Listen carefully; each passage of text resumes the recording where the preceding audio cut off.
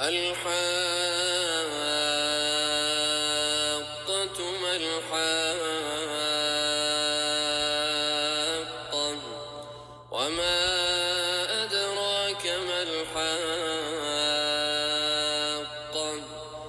كذبت ثمود وعاد بالقارعة فأما ثمود فأهلكوا بالطاغية وأما عاد فأهلكوا بريح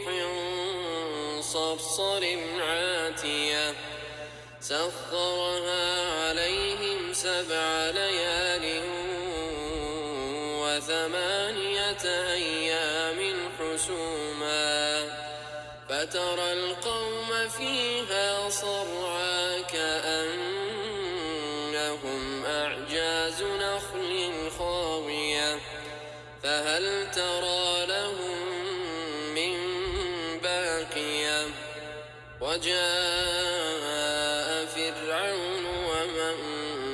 قبله والمؤتفكات بالخاطئة فعصوا رسول ربهم فأخذهم أخذة رابية إنا لما طغى الماء حملناكم في الجارية لنجعلها لكم تذكرة وتعيها أذن واعية فإذا نفخ في الصور نفخة واحدة وحملت الأرض والجبال فدكتا دكة واحدة فيومئذ وقعت الواقعة وانشقت السماء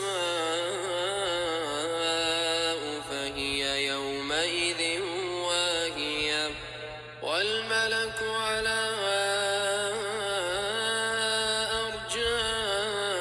أرجائها ويحمل عرش ربك فوقهم يومئذ 8 يومئذ تعرضون لا تخفى منكم خافية فأما من أوتي كتابه بيمينه فيقول هاؤم اقرءوا كتابيه إني ظننت أني ملاق حسابيه فهو في عيشة راضية في جنة عالية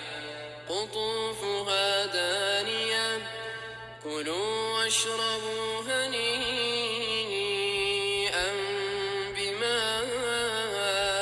أسلفتم في الأيام الخالية وأما من أوتي كتابه بشماله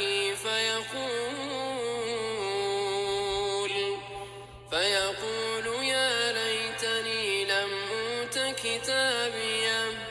ولم أدر ما حسابيه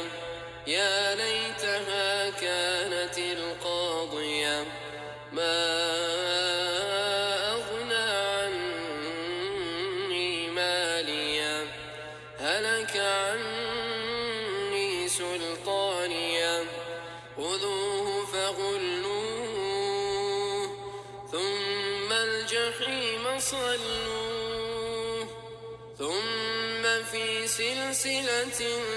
ذرعها 70 ذراعا فاسلكوه إنه كان لا يؤمن بالله العظيم ولا يحض على طعام المسكين فليس له اليوم هاهنا حميم ولا طعام إلا من غسلين لا يأكله الخاطئون فلا أقسم بما تبصرون وما لا تبصرون إنه لقول رسول كريم وما هو بقول شاعر قليلا ما تؤمنون ولا بقول كاهن قليلا ما تذكرون تنزيل من رب العالمين ولو تقول علينا بعض الأقاويل لأخذنا منه باليمين ثم لقطعنا منه الوتين فما منكم